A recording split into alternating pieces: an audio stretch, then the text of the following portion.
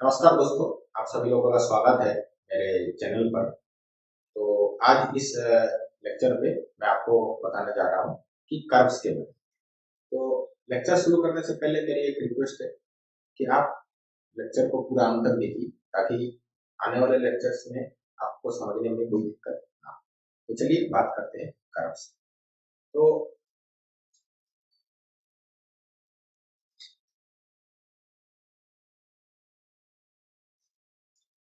Curves actually है क्या? Curve अगर हम बेस्ड ऑन अगर हमारे आइडिया हमारे एक्सपीरियंस के ऊपर हम कहें, तो कर्व को हम वन डिमेंशनल फिगर हम कह सकते हैं। कोई भी वन डिमेंशनल फिगर आप अगर ड्रॉ करते हैं विदाउट लिफ्टिंग योर पेन और पेंसिल, यू कैन से आप कह सकते हैं कि दैट फिगर इज कर्व। और जैसे कि suppose path of the moving particle, कोई भी पार्टिकल मूव कर रहे हैं से from one point two another point, और पार्टिकल जो भी पाथ ट्रेस कर रहा है, तो उस पाथ ऑफ द पार्टिकल को भी आप कर्व कह सकते हैं। आप ग्राफ ऑफ द फंक्शन को भी कर्व कह सकते हैं। फंक्शन अब एक्सप्लिसिट फंक्शन है या इम्प्लिसिट फंक्शन है। इम्प्लिसिट फंक्शन जैसे सर्कल हो गया, ठीक है, फिर आप इलिप्स हो गया, ये सब फंक्शंस के ग्राफ को भी आप कर्व कह सकते हैं। या आप कोई भी स्ट्रेट लाइन लीजिए, उसको बेंड कीजिए, ट्विस्ट कर रहे हैं, जो आपको फिगर मिल रहा है उसे भी आप कर्व कह सकते हैं। लेकिन मैथमेटिक्स में हमें डेफिनेशन की जरूरत पड़ती है, क्योंकि जब भी कोई कोई भी चीज हम प्रूव करते हैं, तो उसको प्रूव करने के लिए हमें एग्जैक्ट डेफिनेशन की जरूरत पड़ती है। तो चलिए पहले कर्व्स की डेफिनेशन मैं यहाँ पे लिखता हूँ बोर्ड पर, और फिर उसको लेकर हम डिस्कशन करेंगे, और इसके बाद हम टाइप्स ऑफ कर्व के बारे में भी हम जानेंगे।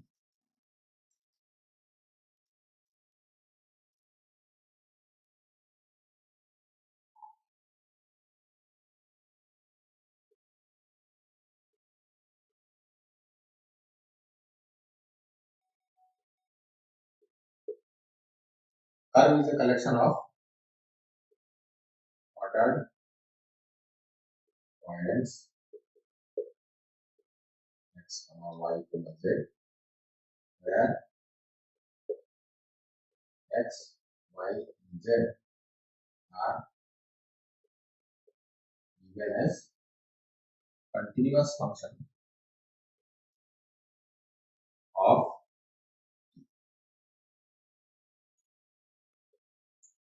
x equal to हम लिख सकते हैं f of t, y equal to g of t and z equal to h of t।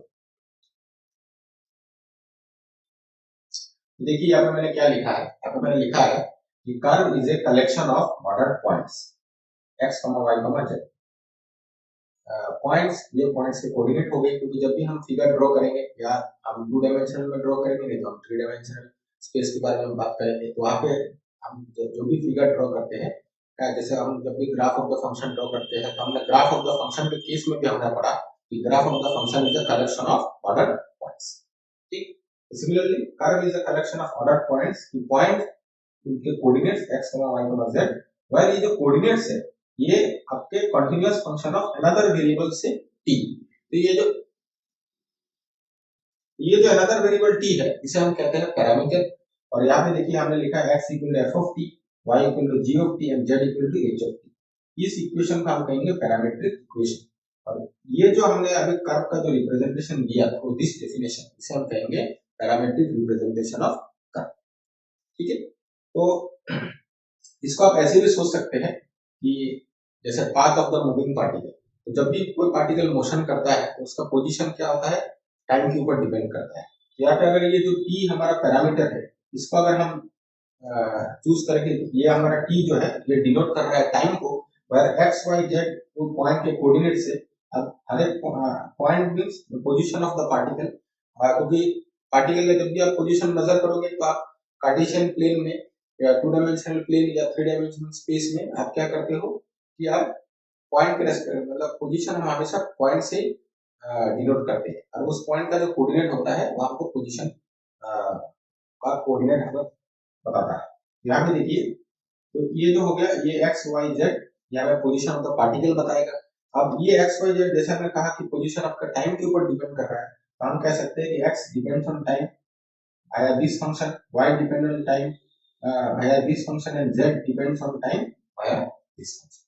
ठीक है, तो आप कर्व को, जैसे मैंने थोड़ी देर पहले बताया, इंट्यूटिवली आप path of the moving particle भी सोच सकते हैं।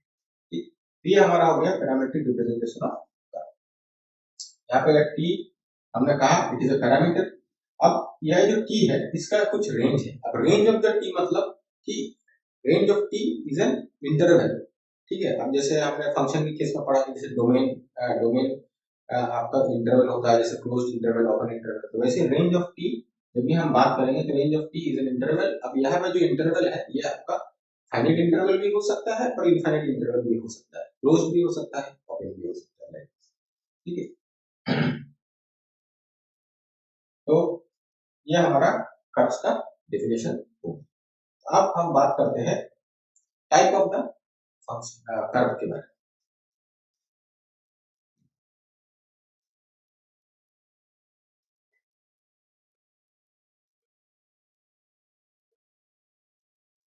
टाइप्स में सबसे पहला है सिंपल कर्व। अब सिंपल कर्व का मतलब क्या है? तो जैसे मैंने बताया कि कर्व को आप सोच सकते हैं कि it is one dimensional figure. ठीक है, you can one dimensional figure जो आपने ड्रॉ किया विदाउट लिफ्टिंग योर पेंसिल। ठीक है, और या कलेक्शन ऑफ पॉइंट्स कि आपके पास टी का इंटरवल डिफाइंड है कि टी बिलोंग्स टू से क्लोज इंटरवल ए कॉमा बी। ये टी इस इंटरवल का अंदर जितनी भी वैल्यू है ये टी आपका मतलब ले सकता है। आपने अगर पैरामीट्रिक रिप्रेजेंटेशन ऑफ कर्व जैसे मैंने थोड़ी डेफिनेशन दिया उससे अगर सोच लीजिए कि आपने यहाँ पे कुछ डिफाइन किया है कि x equal to f of t, y equal to g of t and z equal to h of t, तो आपको क्या मिलेंगे? जैसे जैसे t इस इंटरवल के अंदर वेरी करेगा आपको ये पॉइंट्स की वैल्यू मिलेंगे।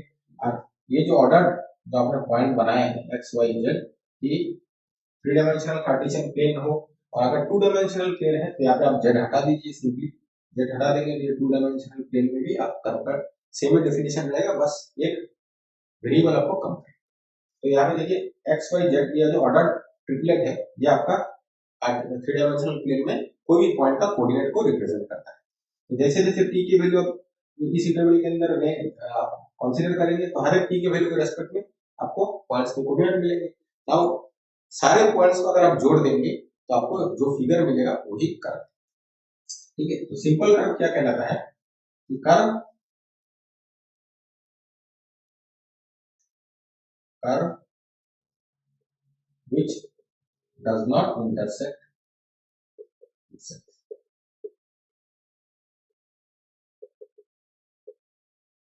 इसका मतलब क्या है? तो इसको हम द हेल्प ऑफ डायग्राम हम समझते हैं।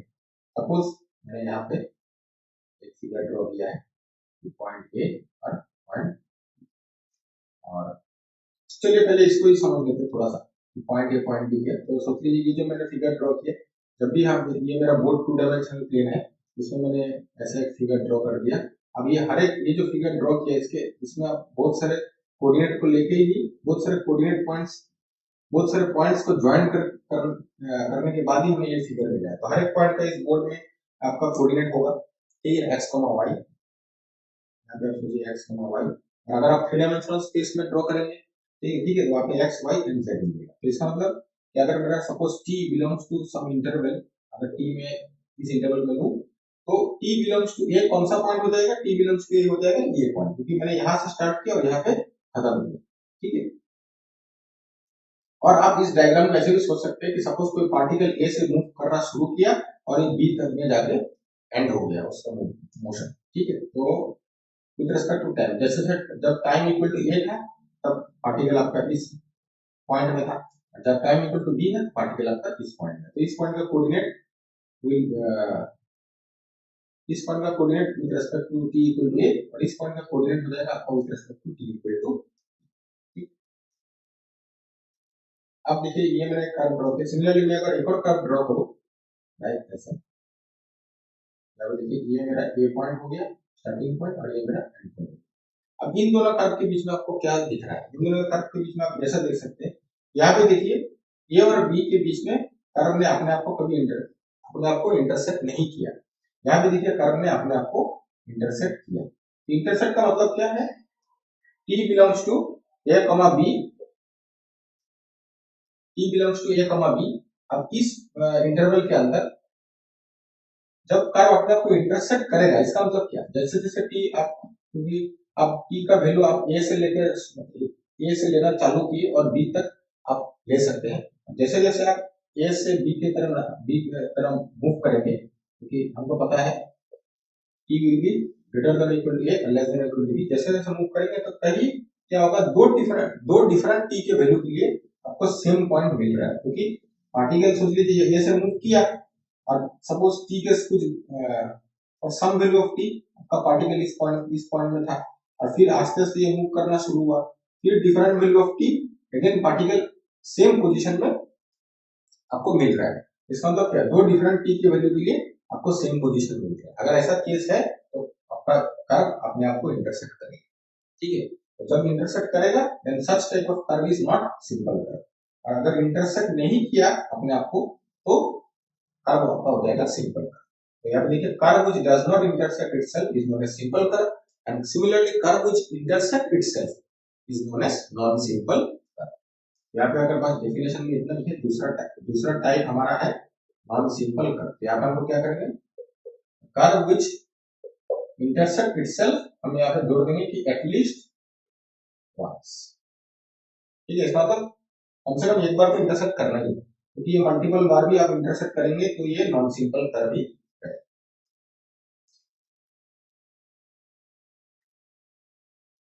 अब तीसरा टाइप के बारे में बात करते हैं हम,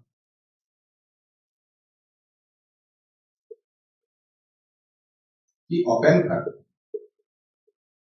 ओपन कर्व क्या है, यही से देखिए ओपन कर्व क्या है। जैसे ये कर्व हमने ड्रॉ किया, सपोज इस कर्व का पैरामीट्रिक रिप्रेजेंटेशन है x equal to f of t और y equal to g of t, क्योंकि ये मैंने टू डायमेंशनल ड्रॉ किया तो यहाँ पर मैंने इसलिए z का कोई जिक्र नहीं किया, तो ऐसे लिखा है। और यहाँ पे t हमारा है कि belongs to interval a, b।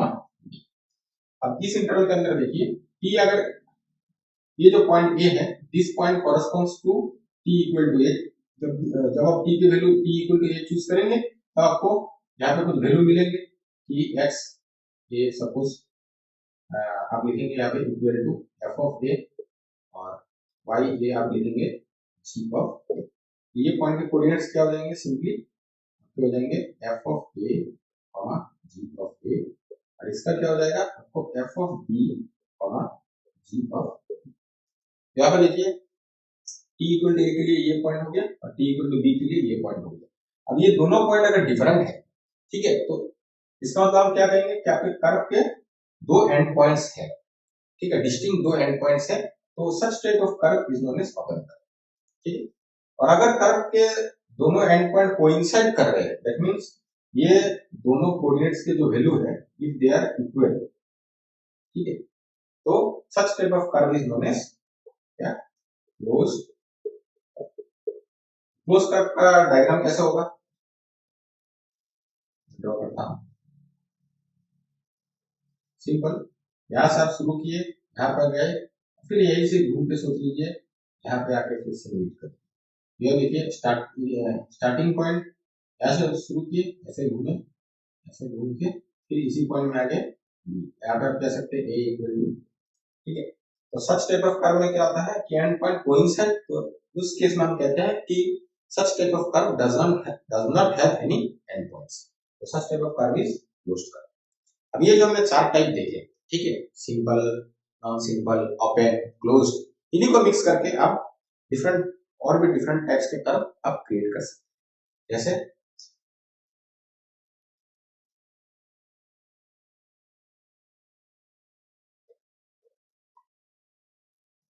जैसे अगर मैं आपको बोलूं कि what is simple closed curve, तो आप देखिए इसी स्टेटमेंट में ही आपका आंसर है। पहले आपका कर्व सिंपल होना चाहिए, दैट मींस द कर्व जो आप ड्रॉ करेंगे वो आपको जो कर्व आप ड्रॉ करेंगे वो खुद को इंटरसेक्ट नहीं करना है, ठीक है, उस कर्व को। दूसरा है क्लोज्ड, कि क्लोज से क्या पता चलता है, ओपन और क्लोज से हमें यही पता चलता है कि कर्व के एंड पॉइंट्स है या नहीं, ठीक है। तो क्लोज मतलब कर्व के एंड पॉइंट्स नहीं होने चाहिए, ठीक है, बस। तो आप देखिए सिंपल, अगर मैं सपोज आपको ऐसे ड्रॉ करके दे दूं, ठीक है, और दूसरा मैं आपको ऐसे ड्रॉ कर दूं, अब इन दोनों कर्व में सोचिए, ये कर्व ए हो गया और ये कर्व आपका बी हो गया। इन दोनों कर्व में कौन सा सिंपल क्लोज कर्व है? दोनों ही क्लोज है, क्योंकि दोनों के देखिए एंड पॉइंट नहीं है डिस्टिंक्ट, ठीक है। और सिंपल अब देखना है दोनों क्लोज है, तो कौन सा सिंपल है? ऊपर वाला सिंपल है। This curve is simple because ये कर्व ने अपने आप को इंटरसेक्ट नहीं किया, लेकिन ये देखिए ये कर्व ने अपने आप को इंटरसेक्ट एक बार तो किया है, तो this curve is simply non simple closed curve. Okay, similarly अगर आप ओपन कर्व के बारे में बात करना चाहते हैं कि सिंपल ओपन, ठीक है, सिंपल ओपन कर्व में क्या होगा? सिंपल, जैसे आप यहाँ से एंड पॉइंट्स निकाल लीजिए, तो ये आपका एंड पॉइंट्स एक है और यहाँ पे एक एंड पॉइंट। और नॉन सिंपल ओपन कर्व में क्या होगा?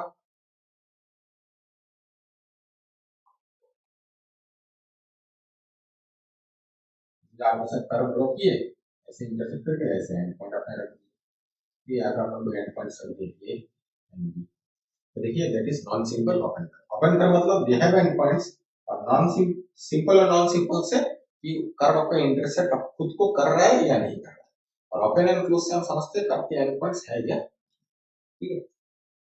तो ये हमारे, मैंने आपको कर्व के बारे में बताया, ठीक है। लेकिन अभी जो हमने डेफिनेशन देखा, तो हम कर्व को जनरली जब भी हम कर्व ड्रॉ करते हैं, कर्व के लिए कॉम्प्लेक्स इन नेचर, हम कर्व कॉम्प्लेक्स, इसका मतलब क्या है कि आप कोई भी कर्व ड्रॉ कर सकते हैं, और डायग्राम एक्चुअली कॉम्प्लेक्स भी हो सकते हैं। से फॉर एग्जांपल, सपोज आपने ऐसा कर्व ड्रॉ किया, ठीक है, ऐसा ऐसा ऐसा ऐसा, ठीक है, आप ऐसा कर्व ड्रॉ कर सकते हैं। नाउ देखिए इस कर्व, ये जो आपने कर्व ड्रॉ किया, ठीक है, ये इट इज वेरी कॉम्प्लेक्स। तो नॉर्मली जब भी हम मैथमेटिक्स करते हैं, मैथमेटिक्स में हम इतना कॉम्प्लेक्स कर्व को लेकर हम डिस्कस नहीं करते हैं। हम मैथमेटिक्स में जनरली स्मूथ कर्व के बारे में डिस्कस करते हैं। तो स्मूथ कर्व के बारे में हम नेक्स्ट लेक्चर में जानेंगे, ठीक है। तो तब तक बने रहिएगा मेरे चैनल पर, और आपको अगर लेक्चर अच्छा लगा तो आप जरूर शेयर करिए, कमेंट करिए, ठीक है, और सब्सक्राइब करना। Thanks for